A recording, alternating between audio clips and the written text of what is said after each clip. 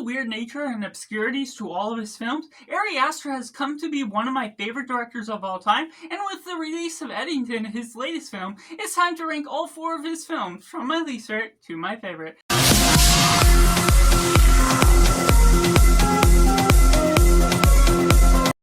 Welcome Cinema, where we focus on a film. I'm Josh, this is Simply Cinema. Let me know down in the comments below what you think of Eddington and how does it compare to the rest of his filmography. How does it match to your style of what you personally love in film, and if you think they're objectively good or if there's some mismatch making within his storytelling that just doesn't handle itself well. And taking in last place, we got Eddington. Now, the nature of this film, unfortunately, even though I enjoy it, I think it's a really good film by its own means,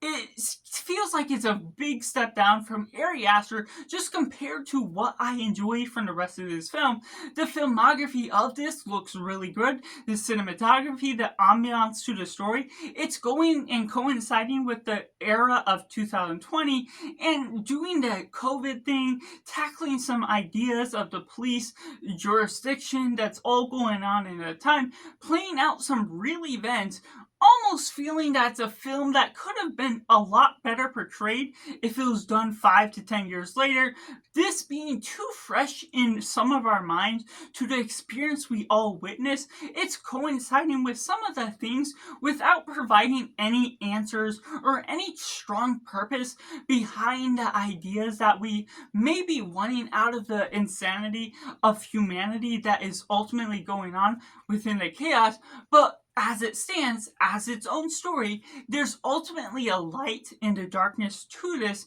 to show Joaquin Phoenix and Pedro Pascal go hand in hand with the nature of what it's all pulling off. The elements to Ari Aster's weirdness is no shortage to where you're taking on this film, even though it can feel like one of his more normal films just because the real life circumstances. It has all of its oddities within where it's taking its direction. Joaquin Phoenix playing this sheriff that's going about trying to be the mayor, trying to take over this city that's going into a bit of chaos because of all of the things of lockdown. The idea is that it's coinciding with people with asthma that don't want to wear a mask and the fights that go about because of that, and then bringing up the problems with the real life circumstances with the problems in police, the loss of George Floyd, other things that go about along the lines of that coincide with an insanity that is pure to the nature of what Ari Aster is known for within his weird elements. There's some weird things that go about in a thing that is tonally shifting from the first and second act to the third act, feeling like a ultimately different coinciding with the nature of where you're following along with the lines of that. But there's ultimately something to the story that I highly respect. I feel it's strongly representing the human chaos that is going inside Ari Aster's mind, but it also feels like he's taken away his imagination to what is ultimately going on within a fictional side of it and portraying it all too real. And it's a little bit too early to be released, but at the same time, it's just a weird mixed bag that I love and hate almost just about the same. Which takes me into my number 3. We got Midsommar, one that is almost too ultra-realistic. It's a good cultural study of going outside the norm, going into this culture that is just unsettled in the way you're following along these different satanic rituals, this idea of sex and everything that's really weird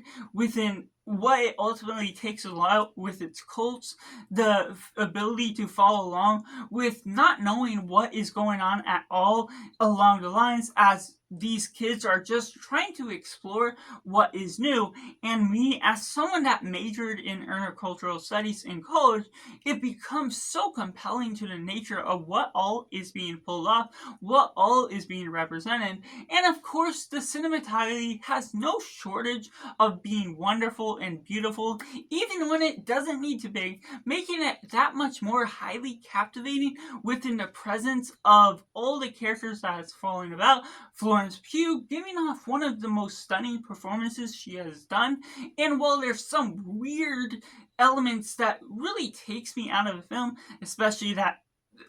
almost full sex scene near the end of the film, it's something that takes me out of not wanting that to be a big part of it. Obviously, it's necessary for what they're looking at, but there's also something that I don't want to be put into film that draws it back just slightly from being perfect for what I'm eyeing as something that I'm loving out of the ultimate circumstance of this film. Just going in all the obscurities, all the weird nature that can happen when there's no laws or rules within the society that this government is being built on, this outlandish sort of society that's living on their own terms, that's all doing things with sacrifices and death, bringing it into all the weird obscurities that Ari Aster just pulls into the fullest extent. And taking number 2, we got Beau is Afraid. Now this is a strange and odd one, just like his rest of the film, just going about the outlandish nature and pulling in the fear of everything, making you feel immersed into this one guy that has that fear, and feeling like you're fully confronting what all he is seeing everything through the lens he is, where it's exaggerated in the fullest extent. Not necessarily everything is being done in real life as he is seeing, but that all secludes him in this apartment where he's hearing of his mother's death, of all these different things, fear of things being stolen, getting trapped in his own extent, and getting taken to this other land that really brings in some weird things leading onto the third act. But that brings about the surrealism to this film, is the immersion to his fear of everything, going to a heightened experience, feeling like you're tripping on all the sense of where this film is taking you, just bringing about, once again, the great cinematography that blends itself well,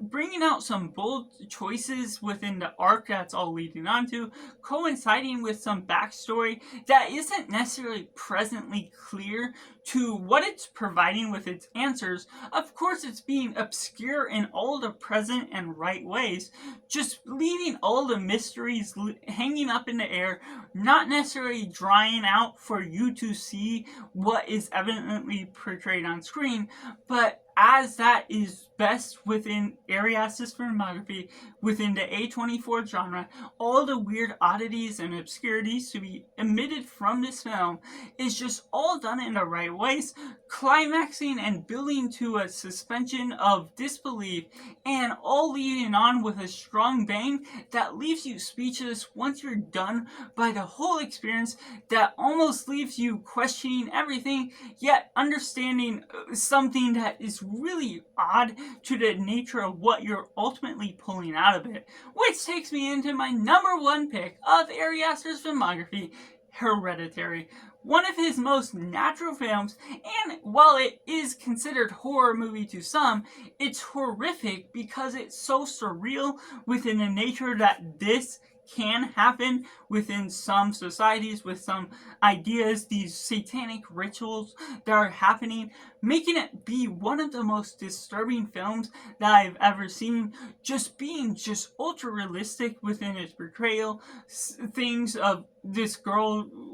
climbing along the walls and everything, following along these things, basing itself off of the themes of grief, of death, and the portrayal of loss that is all admitted in itself so strongly, so resonantly with the way you're just mostly eyeing on this one family. Some great performances throughout the rest of the cast, but Toni Collette really shines through her role within this, showing the true terror and disturbing nature of everything that's going on. You see and resonate with the empathy movie for the mother who has lost someone, and how you all coincide, how the story unravels, just becomes compelling more and more as you watch it. It's not one you go about to revisit as a comfort watch, but it's certainly one that really shines through, even as Ari Aster's directorial debut, that still wins itself over time and time again. The purest nature of being absurd, of being weird,